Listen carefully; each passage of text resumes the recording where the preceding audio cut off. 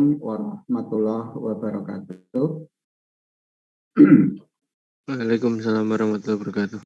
Kita awali kuliah kita pada hari ini dengan baca doa. Berdoa mulai.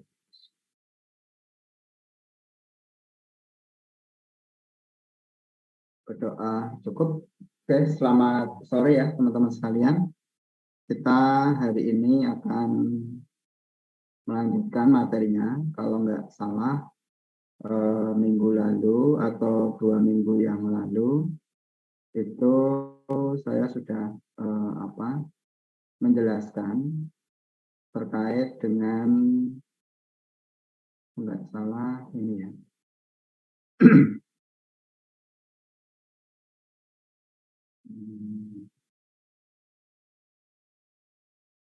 Oke, untuk yang kemarin warna sudah ya teman-teman ya. Untuk yang materi tentang warna, kontur juga sudah, warna sudah. Nah, hari ini kita akan membahas tentang citra biner ini dan nanti segmentasi ya. Jadi citra biner dan segmentasi, kemudian yang lainnya seperti kompresi dan lainnya nanti bisa teman-teman pelajari sendiri. Baik, ini tentang citra biner, ini juga sebenarnya bukan sesuatu yang baru, gitu. Tapi ini sering digunakan atau sering dimanfaatkan untuk berbagai hal. Gitu ya. Seperti yang kita ketahui bahwa citra biner itu seperti ini, citra yang warnanya hanya ada 2, ya, yaitu warna hitam atau warna putih. Gitu. Seperti plat ini ya, seperti yang plat sekarang platnya kan sudah diganti, dibalik, bukan lagi tulisannya yang warna putih, tetapi sekarang tulisannya berubah jadi hitam, backgroundnya yang putih. Tapi intinya warnanya hanya 2 dan dipakai di berbagai hal. Bahkan untuk barcode itu juga warnanya hitam putih, untuk QR code juga hitam putih. Nah, seperti yang sudah kita katakan bahwa citra biner itu hanya ada 2 warna ya. Ya, itu kalau 1 itu hitam misalkan, kalau 0 itu putih gitu ya. Atau bisa dibalik harusnya ya. Jadi dari 0 itu warna gelap, itu, yang 1 itu warna putih. Nah ini bisa saja seperti ini. Nah ini warnanya. Jadi kalau ada warna seperti ini, misalkan tadi ini 0 sepakatannya, ini 0 itu warnanya putih semua, berarti ini putih. Sehingga penggambarannya secara digital adalah seperti ini. Nah, pertanyaannya, mengapa kita perlu citra biner? Yang pertama, memorinya itu sedikit. Ya. Kenapa sedikit? Ya, karena pixelnya hanya ada 1 bit per pixel. Jadi satu kotak itu hanya memerlukan 1 bit. Tapi kalau gambar berwarna, itu memerlukan berapa bit? Ya, karena ada RGB pembentuknya. 1 pixel itu ada 3. Yang kedua, kita bisa menggunakan operasi AND or NOT gitu ya. Sehingga waktu komputasinya ini lebih kecil. Yang ketiga, untuk mempresentasikan citra hasil deteksi tepi itu menggunakan ini, hitam putih atau warna biner. Yang keempat, digunakan untuk segmentasi. Nah, nanti kita akan belajar segmentasi. Segmentasi itu apa? Memisahkan objek dari gambar latar belakang yang ada. Misalkan yang ini fokusnya khusus yang ini saja, dan seterusnya. Seperti gambar tangan ini, kita hanya mengambil jarinya saja. Jadi backgroundnya nggak penting. Pesawat juga sama. Sama dengan kalau kita ingin mengambil di hutan, gitu ya, kita hanya ingin mengambil burungnya saja. Background daun, background ranting itu nggak perlu. Nah itu namanya segmentasi, yaitu memisahkan objek dari gambarnya.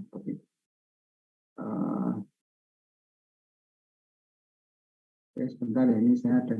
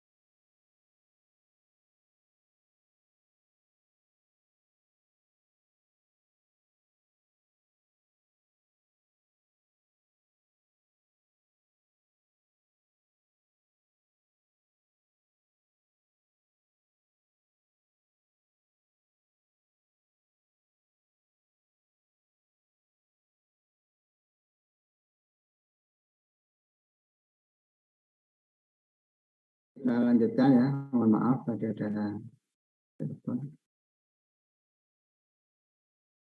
Oke, kita lanjutkan. Jadi intinya bahwa untuk apa?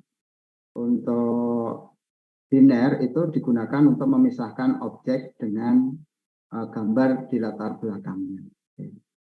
Jadi seperti ini juga sama. Jadi kita ingin objek yang mana yang dikehendaki. Yang kelima itu digunakan, kenapa biner itu diperlukan? Untuk lebih memfokuskan. Ya. Jadi ini untuk lebih memfokuskan ya pada analisis bentuk morfologi ya. Yang dalam hal ini intensitas pixel itu tidak terlalu penting. Gitu. Jadi banyaknya gambar warna itu nggak begitu penting. Jadi intensitas pixel itu maksudnya warna-warna itu nggak penting dibandingkan dengan bentuknya. Setelah objek dipisahkan dari latar belakangnya, maka properti geometri itu bentuknya, gitu ya, dan morfologi objek itu dapat dihitung dari citra biner. Jadi misalkan seperti ini, kita bisa menghitung tuh berapa jumlah bulatan-bulatan yang ada. Beberapa waktu yang lalu ada skripsi yang menghitung jumlah pohon. Nah, gimana cara menghitung jumlah pohon tetapi dari foto udara, gitu ya, dari atas. Nah ini caranya seperti ini. Artinya warna itu nggak penting lagi, tetapi justru bentuk-bentuknya yang harus diperlihatkan. Atau digunakan untuk ada berapa jumlah buah mangga di pohon mangga itu. Jadi satu pohon itu kira-kira buahnya ada berapa. Atau kalau nggak mau terlalu jauh, misalkan buah cabai gitu ya, buah cabai.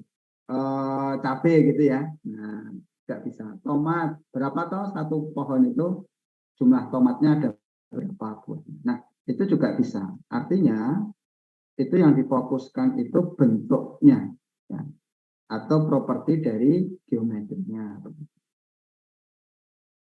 Yang keenam, gitu.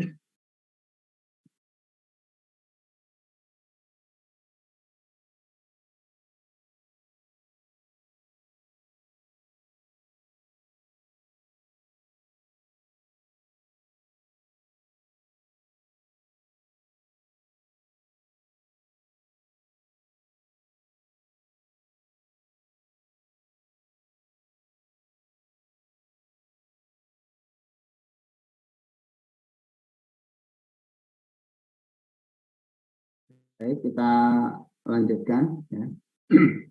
Yang keenam itu untuk menampilkan citra pada printer ya, yang jelas ini ya. Jadi kalau di dalam alat pencetakan itu biasa digunakan supaya menghemat ya, karena printernya mungkin printer bukan berwarna ya, sehingga intensitasnya itu bisa dibuat 1 bit ya, seperti printer ini.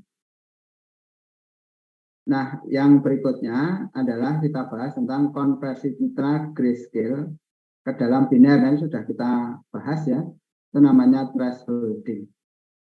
Jadi citra yang abu-abu kita rubah menjadi hitam atau menjadi putih ya, seperti kemarin untuk UTS juga demikian. Jadi ini operasi namanya operasi pengambangan atau mengelompokkan nilai derajat keabuan setiap piksel ke dalam dua kelas, yaitu kelas hitam dan kelas putih. Sama dengan skripsi-skripsi yang ada, itu saat ini kan banyak yang digunakan untuk mengelompokkan. Ya, ini baik, ini buruk. Ya. Ini jelas, ini tidak jelas. Gitu. Ini halal, ini haram misalkan. Gitu.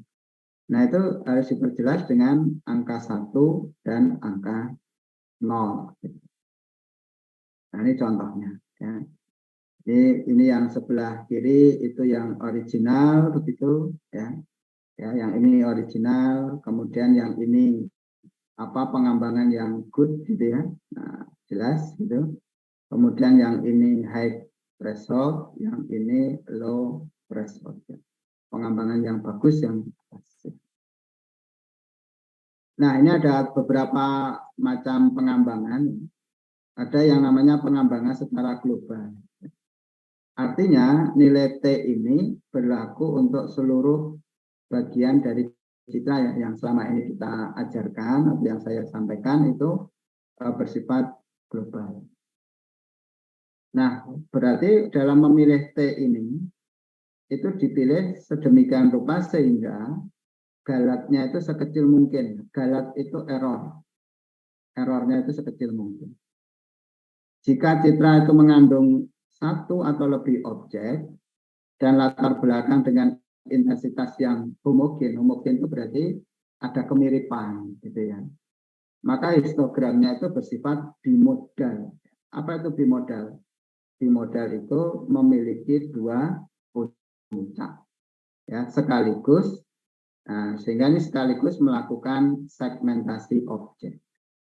Jadi ini ada kelas 0 dan ada kelas 1, gitu ya. Jadi kalau ini berarti sekaligus apa? Mengelompokkan. Ya. Ngomong pengelompokan objek gambar. Nah, ini T-nya di sini, teman-teman. Jadi T-nya itu ada di tengah-tengah antara dua puncak, gitu. Yang kelas A dan ini kelas B, atau kelas 0 dan kelas 1. Nah, ini contohnya seperti ini, teman-teman. Nah, ini. Ini kalau kita lihat histogramnya, kan puncaknya ada dua. Ya. Di mana puncaknya? Nah, puncaknya itu ada yang di sini dan ada yang di sini. Nah, thresholdnya itu ada di tengah-tengah sini. Nah, contohnya ini mengelompokkan koin, gitu ya. Sehingga kalau misalkan T-nya ini T-nya berapa? Kalau ini 50, ini 100, gitu ya. Jadi ini T-nya kan di tengah-tengah ya. Ini kan 75 misalkan gitu. Jadi kalau misalkan T-nya 100, apa yang terjadi? Nah, kalau T-nya 100, nah ini. Nah, teman-teman perhatikan, ini T-nya yang digunakan adalah 100 dari jumlah warna yang 255. Ini hasilnya. Bagaimana kalau T-nya ini saya ubah menjadi 75, kan gitu. Nah, ini bisa diperhatikan yang ini, gitu. Nah, ini kan agak banyak hitamnya. Yang ini hitamnya tidak kelihatan. Nah, itu perbedaan antara penggunaan T sebagai batas, dia mau dibawa ke kiri dan dia mau dibawa ke kanan. Gitu. Kalau dia di T itu berarti dia ke kiri. Gitu. Kalau nanti dia di T mau dibawa ke kanan. Lebihnya dari ini ke kanan. Itu namanya threshold. Jika nilai intensitas objek diketahui dalam selang T1, T2, begitu, maka kita dapat menggunakan fungsi pengambangan ini. Nah, ini pengambangannya T1, T2. Jadi ini ada 3 nih, teman-teman. Yang T ini adalah lebih dari T2, kurang dari sama dengan T2, dan yang kurang dari sama dengan T1. Nah, ini ya, ini T-nya ada 3. 1 di sini, dan di sini. Nah, ini sebelah tadi ya, ini tadi di sini gitu. Ini bagi 2. Oke, intinya menentukan nilai T secara otomatis tanpa inspeksi itu juga bisa ya, secara visual pada histogram. Nah ini rumusnya, berapa T-nya gitu. Nah ini bisa dilakukan ya. Tapi rumus umumnya F ini saja. Jadi ada A, ada B, ada C. Ya pokoknya kalau dia kurang dari T1 ke sini. Kalau antara T1 sampai T2 di sini. Kalau lebih dari T2 ini. Jadi gunakan rumus ini. Udah selesai, ya kan? Gampang. Gitu. Jadi rumusnya jelas karena ada 3 puncak. 1, 2, 3. Baik, ada pertanyaan sampai sini teman-teman? Gampang ya? Gampang. Kalau ada nggak apa-apa loh, tanya. Ada nggak? Nggak tidur tuh? Jangan tidur. Tiduran boleh ya. Belum ada, oke. Sekarang pengembangan secara lokal. Nah, ini lokal itu berarti dilakukan terhadap daerah-daerah di dalam citra. Dalam hal ini, citra itu dipecah menjadi bagian-bagian kecil dulu. Kemudian proses pengembangan dilakukan secara lokal, jadi per bagian gitu ya. Sehingga nilai ambang untuk setiap bagian belum tentu sama dengan bagian yang lain. Jadi ini pecah dulu, nanti batasnya berapa, pecah dulu batasnya. Sebagai contoh, pengembangan dilakukan terhadap daerah citra yang ukurannya 5x5 atau 8x8 pixel. Ya. Maka nilai ambangnya ditentukan sebagai fungsi rata-rata derajat keabuan di dalam daerah citra tersebut. Jadi tergantung ya, di sini itu seperti apa, di sini seperti apa. Nah, ada pengembangan yang secara adaptif. Ya. Adaptif itu apa? Yaitu mengubah nilai ambang secara dinamis pada citra. Jadi kalau orang yang adaptif berarti bisa beradaptasi, artinya dia itu dinamis atau dia luas, bisa menyesuaikan. Nah, versi pengembangan yang lebih canggih ini dapat mengakomodasi perubahan kondisi cahaya pada gambar. Misal yang terjadi akibat gradien iluminasi yang kuat atau adanya bayangan. Nah ini kita bisa melihat, misalkan ini ada gambar di sebelah kiri begitu, gambar beras yang ditabur. Nah ini histogramnya seperti ini. Nah histogram yang seperti ini, kalau mau menggunakan adaptif, nah ini dia pakai adaptif ya fungsinya. Ya sudah, jadi ininya dibuat adaptif. Jadi ini berubah. Nah, yang sebelah kiri bisa menjadi sebelah kanan. Jadi adaptif itu menyesuaikanlah ininya. Nah, ini kegunaan citra biner hasil pengembangan. Apa toh gunanya citra hasil pengembangan itu? Atau citra hasil threshold. Citra biner hasil pengembangan itu berguna untuk memisahkan objek dengan latar belakang pada citra asalnya. Ini teman-teman terdengar ada enggak ya?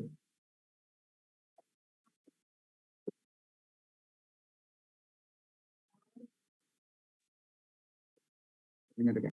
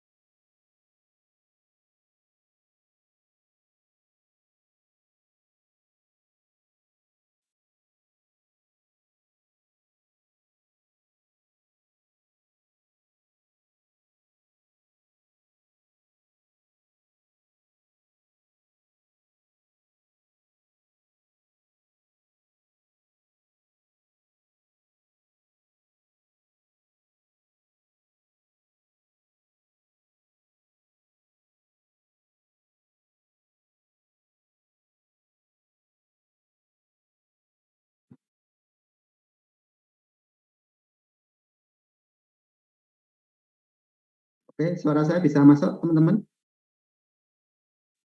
Masuk, Pak. Masuk, Pak. Masuk ya, aman ya. Oke, kayaknya tadi nggak keluar. Baik, kita lanjutkan. Ini citra biner ini menjadi template untuk melakukan segmentasi. Jadi semula seperti ini, gitu ya. Kemudian menjadi uang ini dan kita ambil uang yang aslinya, gitu. Padahal yang ini tadi kan hasil pengambangan, ya. Kemudian diplugkan ke sini, gitu. Nah, hasilnya yang diambil adalah yang uangnya saja. Nah, ini caranya menggunakan ini kalau pakai MATLAB ya, tinggal diambil. Nah, kemudian penapis luas itu berarti penapis yang lebih luas lagi ya. Tapi ini biasa digunakan untuk gambar-gambar yang seperti ini. Jadi penapis itu artinya apa? Memfilter gambar-gambar yang enggak ada, yang tidak berfungsi, gitu ya. Jadi contohnya nih, jadi seringkali citra biner hasil pengambangan itu mengandung beberapa daerah yang dianggap sebagai gangguan. Ya, biasanya daerah gangguan itu berukuran kecil. Penapis luas dapat digunakan untuk menghilangkan daerah gangguan tersebut. Ya. Misalkan objek yang dianalisis diketahui mempunyai luas yang lebih besar dari T. Gitu ya. Maka piksel-piksel dari daerah yang luasnya di bawah T dinyatakan dengan 0. Dengan cara ini, maka daerah yang berupa gangguan dapat dihilangkan. Jadi contohnya, kalau dia kurang dari T, maka dihilangkan. Contohnya ini ya teman-teman. Nah ini ya, kalau misalkan di sebelah kiri, gitu, yang kiri ini kan gangguan pada citra biner yang mengandung huruf I. Yang terganggu yang mana kan gitu ya. Kanan itu citra yang dihasilkan setelah dilakukan penapisan dengan T sama dengan 10. Gitu. Artinya apa teman-teman? Batasnya itu 10 gitu. Ya. 10 itu apa? 10 itu 10 pixel. Jadi kalau pixelnya itu kurang dari 10 enggak dipakai. Maka yang muncul hanya yang di atas 10 pixel gitu. Ya. Karena ini T-nya 10 gitu ya. Sehingga yang ini kurang dari 10 pixel enggak dipakai. Yang ini kurang dari 10 pixel juga enggak dipakai. Yang dipakai hanya ini ya dan ini sehingga hasilnya ini. Itu namanya penapis. Penapis itu pemfilter gitu. Nah, ini juga sama. Ini kalau T-nya ini 25. Kita bisa lihat kalau T-nya 25 ya, maka yang ininya enggak masuk ya. Jadi titiknya ini hilang, enggak ada di sini gitu kan. Nah, enggak ada. Kenapa? Ya karena ini kalau dijumlah pikselnya itu kurang dari 25. Sehingga titik di atas ini tidak muncul. Hilang karena memang luasnya tidak memenuhi dengan ini. Artinya pengambangan itu bisa digunakan untuk penapis ya. Penapis luas. Sehingga untuk menghilangkan yang enggak perlu kita bisa pakai threshold tadi.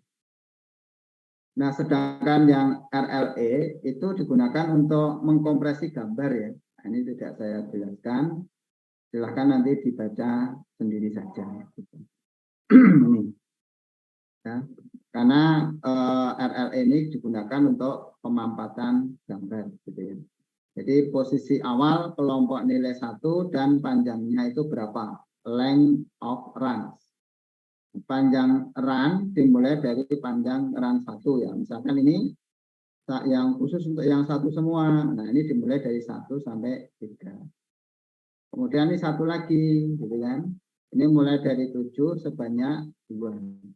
1 lagi mulai dari kolom 12 sebanyak 4. Terus gitu dikode. Yang bawah ini yang bagian 0 gitu dan seterusnya. Nah, itu pakai RLE. Ini pemampatan menggunakan Quadri ya, kompresi data multimedia ya.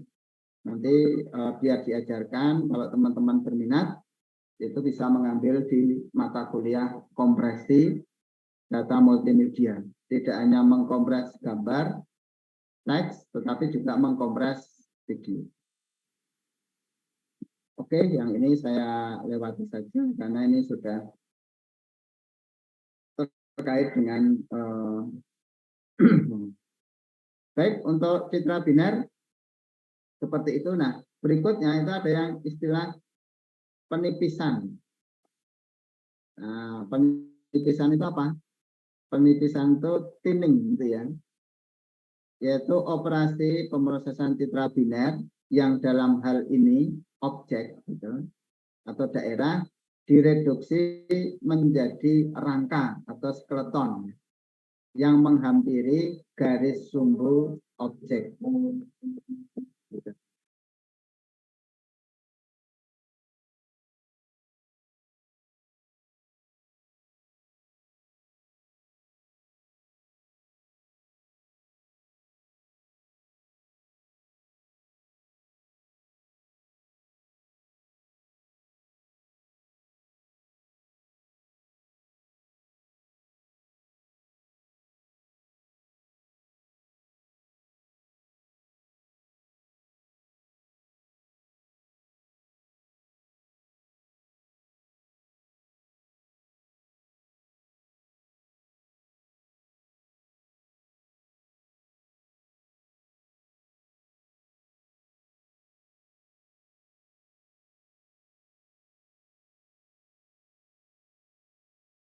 Teman. Nah, ini tujuan penipisan adalah mengurangi bagian yang tidak perlu, sehingga hanya dihasilkan informasi yang esensial saja. Pola hasil penipisan harus tetap mempunyai bentuk yang menyerupai pola asalnya. Jadi penipisan itu digunakan untuk mereduksi ya, sehingga nanti yang ada itu hanya rangkanya saja. Kita bisa melihat ini kan huruf R, gitu ya. Huruf R dengan tebal. Gitu. Nah, hasil penipisan tuh huruf R-nya jadi seperti ini. Ini namanya thinning. Tapi yang jelas ini masih kebaca huruf R. Nah, itu jangan sampai penipisan itu memutus huruf R-nya. Gitu.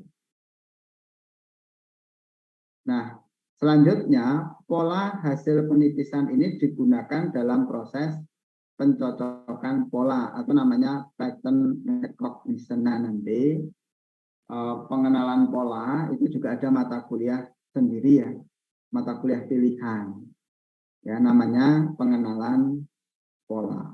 Sehingga kalau seperti ini berarti ini pola huruf R gitu ya. Nah, ini mata kuliahnya terpisah. Lebih detailnya nanti teman-teman kalau mau mempelajari ambil mata kuliah pengenalan pola. Jadi kompresi data multimedia mata kuliah sendiri, pengenalan pola sendiri, pengolahan citra sendiri. Sehingga sebenarnya image processing itu ke bawahnya banyak sekali. Belum nanti kita bahas tentang CNN atau deep learning gitu ya, itu juga beda lagi. Nah, ini berikutnya pola ini proses ini secara iteratif ya. Jadi menghilangkan piksel-piksel hitam, mengubah menjadi piksel putih pada tepi-tepi polanya. Artinya algoritma penipisan itu sebenarnya mengelupas piksel-piksel pinggir objek, yaitu piksel-piksel yang terdapat pada peralihan antara 0 ke 1. Jadi seperti ini tadi ya, yang diambil huruf R, sebenarnya R yang diambil itu yang mana toh gitu kan. Nah, ini algoritmanya ya. Yang jelas harus mempertahankan keterhubungan piksel-piksel objek pada setiap lelaran dari array-nya gitu. Dan seterusnya. Nah, ini ya. Yang kedua, tidak memperpendek ujung lengan dari bentuk yang ditipiskan. Nah, ini ya. Jadi penghapusan piksel pinggir menyebabkan ketidakterhubungan. Yang ini ya, piksel pinggirnya kita hapus, tidak cukup. Penghapusan piksel pinggir memperpendek lengan. Nah, ini jadi hilang. Kemudian yang C ini adalah piksel yang digunakan untuk memeriksa keterhubungannya antara satu dengan yang lain. Nah, ini digunakan untuk algoritmanya lebih detail seperti ini. Dan ini adalah source code-nya ya, agak panjang. Baik, ini untuk presentasi yang pertama, yaitu tentang citra biner. Sudah selesai. Nah, sekarang kita lanjut ke segmentasi citra. Nah, segmentasi ini saya menjelaskan secara ini saja, ya, global. Nanti detailnya teman-teman bisa baca sendiri. Sebelum saya lanjut ke sini, barangkali ada yang mau disampaikan?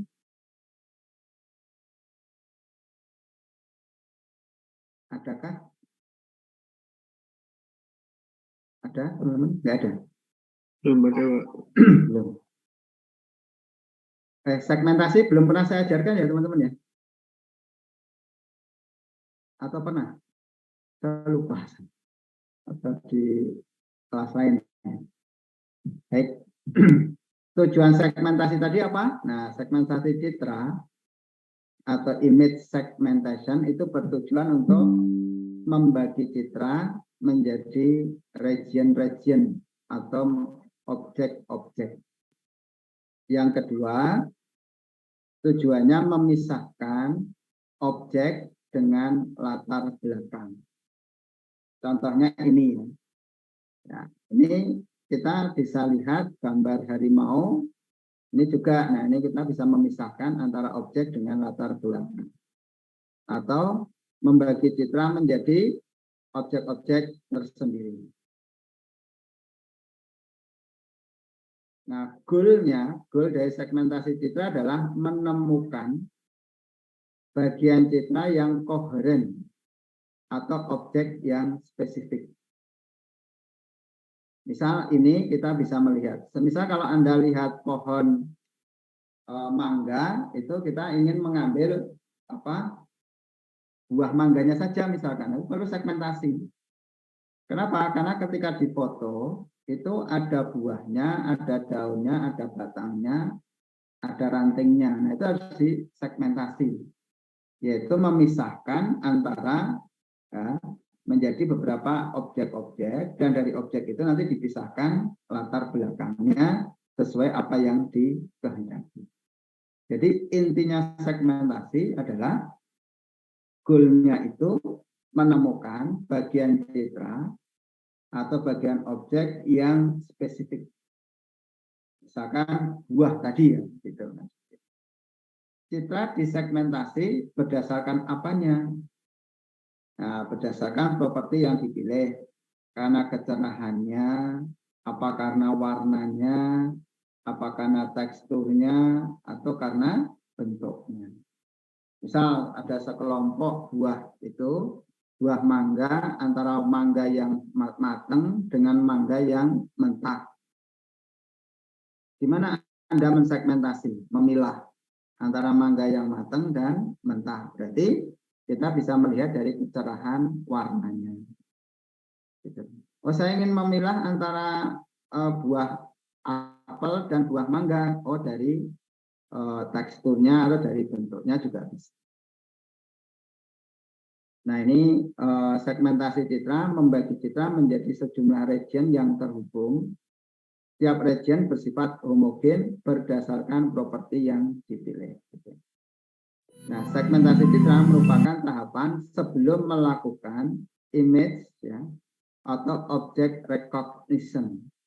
Jadi kita sebelum melakukan pengenalan objek, itu kita harus mensegmentasi.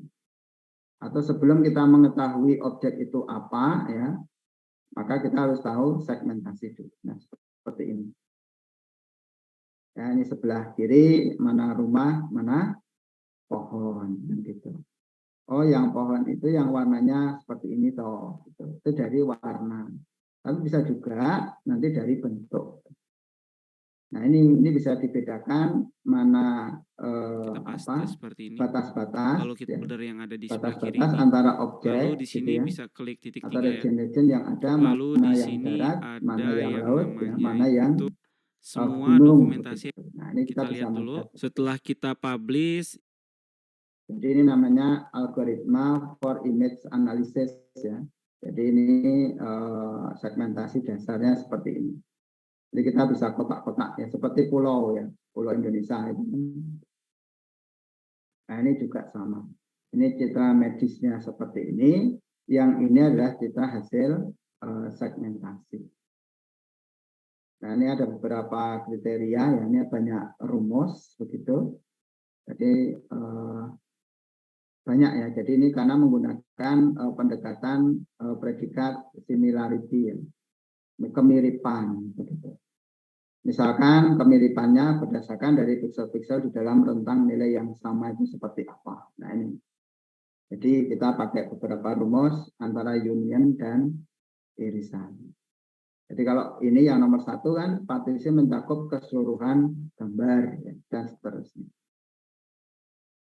Nah ini metodenya teman-teman.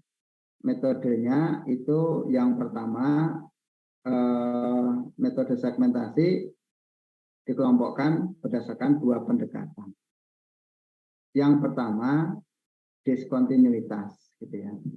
Apa diskontinuitas? Yaitu membagi citra berdasarkan perubahan intensitas pixel yang cepat. Nah ini biasanya digunakan dalam deteksi tepi. Nah, seperti ini kan kelihatan tepinya. Kenapa? Karena perubahannya sangat cepat. Warna ini langsung warna ini, ada kelihatan. Kenapa kok cepat? Ya warnanya mencolok sekali, drastis perubahannya, gitu ya. Nah itu namanya image deteksi. Yang kedua, karena kemiripan, ya, similarity. Mempartisi citra berdasarkan kemiripan area menurut properti yang ditentukan. Nah, metode segmentasi citra yang termasuk ke dalam pendekatan ini itu ada metode thresholding yang sudah kita bahas tadi ya, pengambangan. Ada region growing, ya, pertumbuhan ini. Ada yang split dan match, jadi ada yang dipecah kemudian digabung. Dan yang terakhir adalah ada clustering ya. Clustering itu seperti pengelompokan di cluster-cluster gitu ya. Nah, sehingga pendeteksian tepi itu dapat digunakan untuk melakukan segmentasi citra. Nah, metodenya itu banyak sekali yang sudah dibahas di materi sebelumnya, yaitu kita bisa menggunakan software, bisa pakai Prewitt, Canning, Robert, Laplacian, dan linear of gradient, ya, LOG. Nah ini contoh-contohnya kita bisa melihat hasilnya ya. Ini pakai ad detection. Nah ini yang di sini kita bisa mensegmentasi mana plat, mana bukan. Bahkan ini yang ada bercak-bercak ya, cat yang enggak ini juga kelihatan. Nah ini juga sama, Hidup ini dan seperti matikan ini ini sama aja logikanya. digunakan, modelnya. ini menggunakan ad deteksi. Nah ini buah pisang gitu ya. Nah ini pisang menjadi seperti ini. Itu tadi segmentasi berdasarkan apa? Berdasarkan image ad deteksinya atau deteksi pinggirnya. Sedangkan berikutnya segmentasi citra berdasarkan kemiripan. Nah, cara yang paling sederhana menemukan bagian citra yang mirip ya adalah berdasarkan nilai intensitas pixel atau warna. Nah, ini perkakas menjadi bagian yang ada miripnya. Ya. Rumah, rumput, dan langit itu membentuk bagian yang koheren tapi yang berbeda. Nah, tadi yang sudah saya sampaikan bahwa metode segmentasi berbasis similarity itu ada pengambangan. Nah, ini bisa dibahas nanti satu-satu. Region growing, split and match, dan clustering. Nah, kita lihat ya di sini pengambangan tadi sudah ya di atas tadi teman-teman. Yang penting ada T-nya. T-nya mau berapa sehingga kita batasi itu T-nya. Oh ini T-nya 128 ya enggak apa-apa. Sehingga kalau yang kurang dari 18 itu ke kelas 1 di sini. Contohnya Sedangkan kita untuk yang memiliki di atas tapi.com ya. 128 itu ada di Di sini install Linux, paste, itu sudah ya, kita saya bisa kira jalanin mudah. sih Tadi sudah ada di T-nya di sini gitu. 4.4.5. Nah, atasnya Pada video dan kali ini ini kita udah puncaknya berhasil titiknya. ngelakuin instalasi MongoDB dan juga Oke, itu ini juga sama. Ini ada dua teman-teman. Nah, di sini Mongo. ambangnya Setelah di sini. itu Ini ada min yang sebelah kiri, ada kita yang lihat sebelah yang insert min kanan. punya umur ya, umurnya Nah, ini tadi sudah 23 kita tahun, bahas ya. 24 tahun. Apa untuk Ya. T-nya ada T1 ya. Nah, Yang sih, tadi ini collection bimodal karena ada dua ya. puncak. Yang Nama ini dari ada 3 puncak. collectionnya lalu inginkan 2, misalnya 3. Jadi ini mirip dengan tadi. kalau Nah, tadi teknik namanya pengembangan juga Elvin ya, ada jadi beberapa ya, nonaktif. ada global, Kan tadi ada lokal, dan jadi ada kita yang adaptif, tadi sudah kita bahas. Nah, yang global tadi yang seperti ini tadi sudah ada. Nah, pengembangan dengan metode OTSU ini sering dipakai. JS kita. Sekarang Pakai JS, OTSU. lalu Itu buat ini yang satu ke dalam pengembangan LC, yang lalu yang ekspor. bersifat global. Ini sering digunakan dalam CNN. Sebelum masuk ke CNN itu digunakan OTSU. Ini OTSU masih panjang, silakan nanti dibaca sendiri. Nah, ini Wikipedia-nya bisa dicek visualisasinya, kemudian ini juga yang original, kemudian ini histogram hasilnya, kemudian ini threshold pakai T-nya 168 dan ini T-nya pakai 181. Sehingga seperti ini itu tinggal dicoba saja ya, tinggal T-nya pakai T yang mana. Hasilnya juga sudah benar. Nah, dalam MATLAB itu ada fungsi namanya gray trace ya. Nah, ini kita bisa lihat. Nah, ini menggunakan gray trace ya. Jadi yang semula ini menggunakan dibuat menjadi hitam putih, hasilnya ini. Kemudian yang atas yang tadi sudah gambar koin menjadi gambar seperti ini pakai apa? Fungsi namanya gray trace. Yang bersifat menggunakan metode OTSU itu tinggal pakai ini saja. Kemudian smoothing itu juga digunakan untuk menghaluskan gambar. Nah, seperti ini. Pakai OTSU juga. OTSU nampaknya sering dipakai ya, rumus-rumusnya tinggal digunakan saja. Nah, ini juga ada yang namanya multi-trace. Kalau tadi kan gray trace gitu ya. Ini digunakan untuk melakukan multi-threshold dengan metode OTSU. Jadi multi-threshold. Nah, ini ya. Karena ini banyak warna ya. Jadi ini ada 3 macam, ada 2 macam ya. Jadi yang biru, yang agak gelap, yang putih ini adalah untuk yang kuning. Oke, itu pengembangan. Ya. Yang kedua, jadi mirip itu. Yang kedua region growing. Apa itu region growing?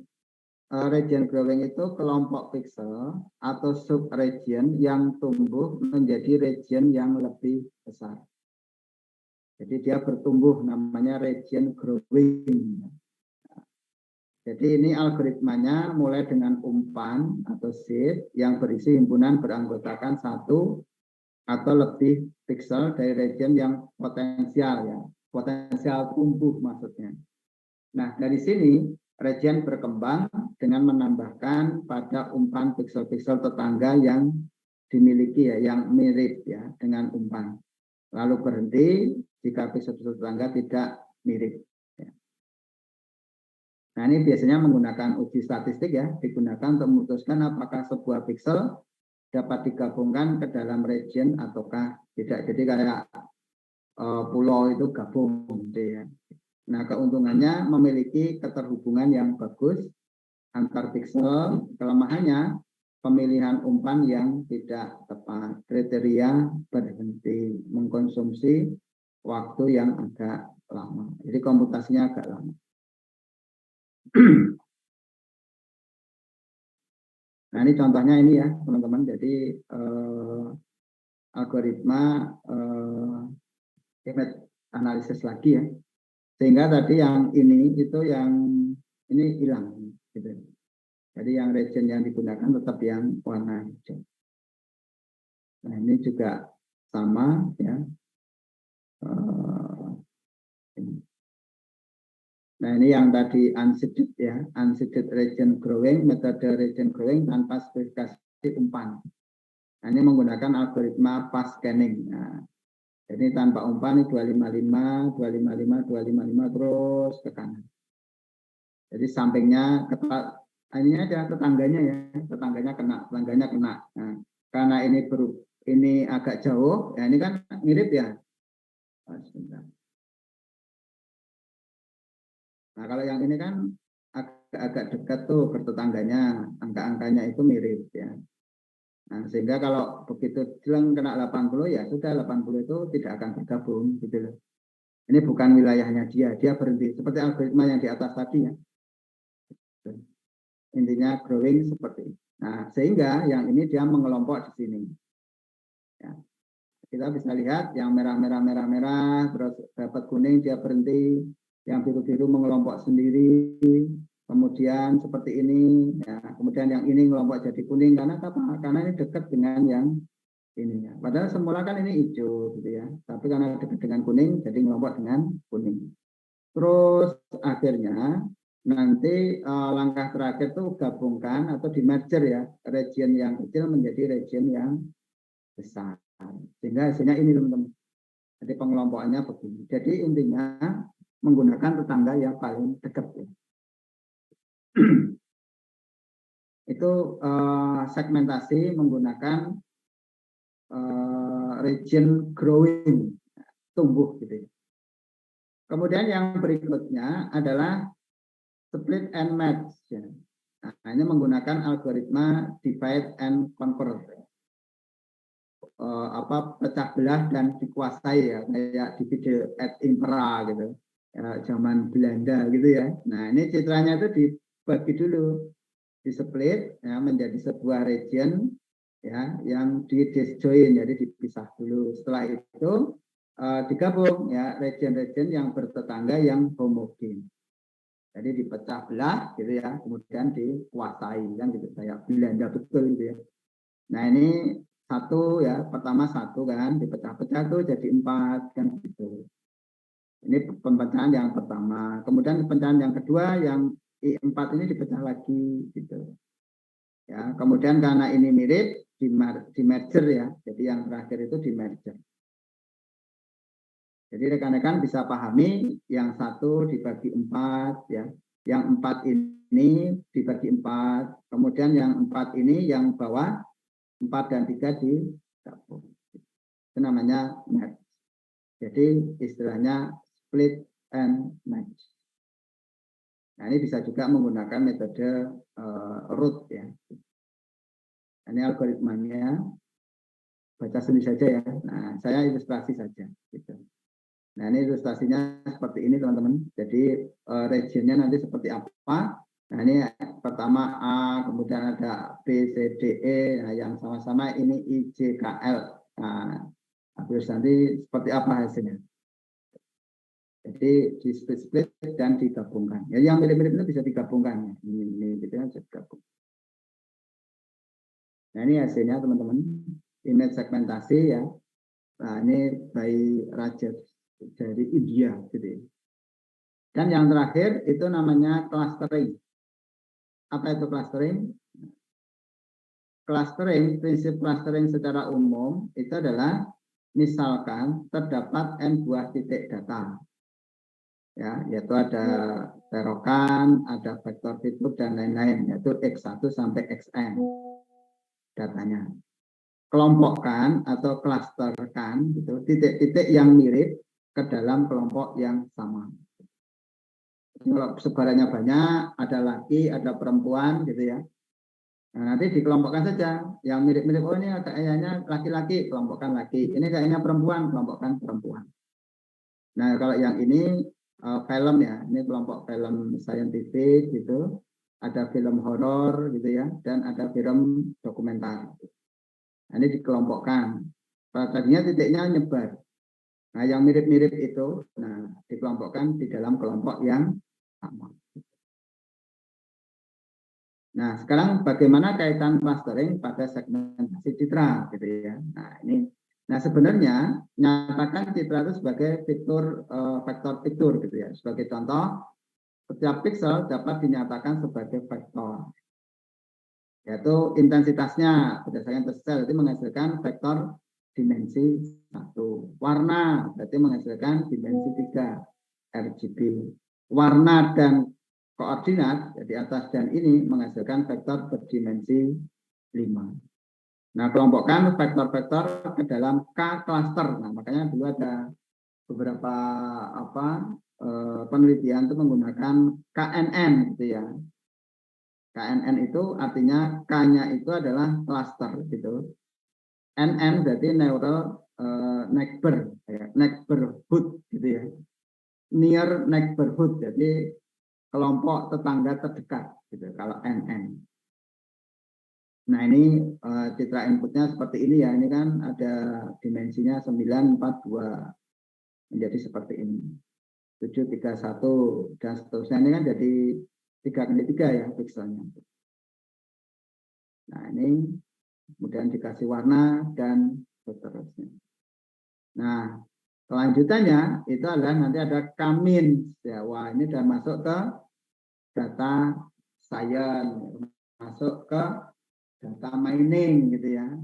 Algoritma clustering ya yang paling populer.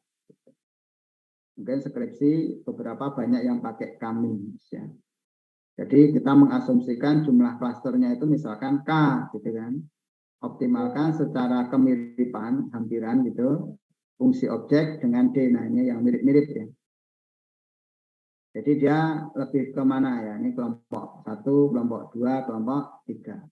Sehingga ini mu-nya ini, mu1, mu2, mu3 itu lebih dekat ke mana gitu ya. Nah, ini ada namanya SSE. Apa itu? Sum of square error ya. Dari cluster dengan pusat mu. Jadi dengan pusatnya ini. Kira-kira dia errornya seberapa, dihitungnya pakai ini.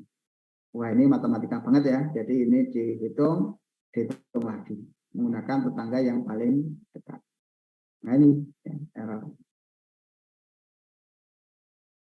Oke, algoritma clustering seperti ini teman-teman. Kami ya, ini jadi 3 gitu kan, K. Kemudian ini ya titik-titiknya ada center point-nya ya dan seterusnya. Nah, ini agak ke sana. Baik, sampai di sini barangkali teman-teman untuk Kamin dan seterusnya ini bisa dipelajari di data science ya. Ada beberapa algoritma yang bisa digunakan, cuman nanti kasusnya menggunakan kasusnya adalah gambar. Ini bisa dikelompokkan ya, ini dikelompokkannya nanti seperti apa. Kalau K-nya K-nya 2, maka secara otomatis menemukan nilai ambang yang bagus antara dua klaster.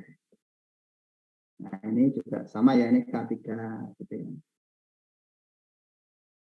Kemudian ini image aslinya ya, ini pembagian menjadi klaster-klaster yang ada. Ini juga sama, yang bawah juga mirip. Nah, ini hasil K-mean clustering berdasarkan warna, gitu ya. Clustering berdasarkan warna. Atas, bawah. Ini color yang kuantitasasi, kemudian yang kuantitasasi itu yang di ini ya, di awal-awal juga kita bahas. Nah, ini ya, nanti ya beragam ya sifat-sifatnya. Yang penting Anda kalau di kami itu menemukan outlinernya, batasnya seperti apa. Baik, itu ya teman-teman, ini terlalu rumus banget. Saya kira gambarannya seperti ini. Nah, rangkumannya adalah oke, sampai sini ada pertanyaan? Yang lain dibaca sendiri. Kalau nggak ada, silahkan on cam kita akhiri. Diambil gambarnya dan nanti dikirim ke ini.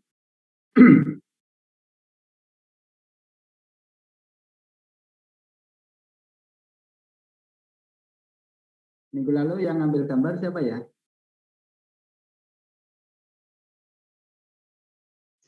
Hanif, Pak. Hanif. Ikhwan Hanif itu, Pak. Ridwan Hanif. Oke, Mas Ridwan Hanif bisa ngambil lagi.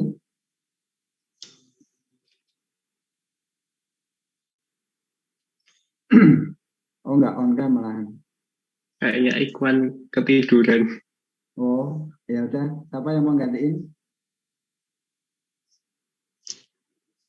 Farhan Harvito, Pak. Farhan Harvito. Oh, ya silakan Mas Farhan Harvito. Bisa kan Mas? Bisa, Pak, bisa. Oke, ini nunggu dulu ya. Oh Hanif tadi tidur ya. Tidur apa sholat ya? Kita positif thinking lagi sholat gitu ya. Ya, Pak. Sholat kayaknya. Oh ya. Sholat sambil dengarkan kuliah saya ya. Wah mantap tuh. Ya, sama tadi ya. Pas saya jelaskan ada adzan gitu kan. Ya Mas kayaknya ditunggu nggak muncul Mbak Novi mau nongol apa? Oke. Hanif, Hanif. Oh enggak, anu ya.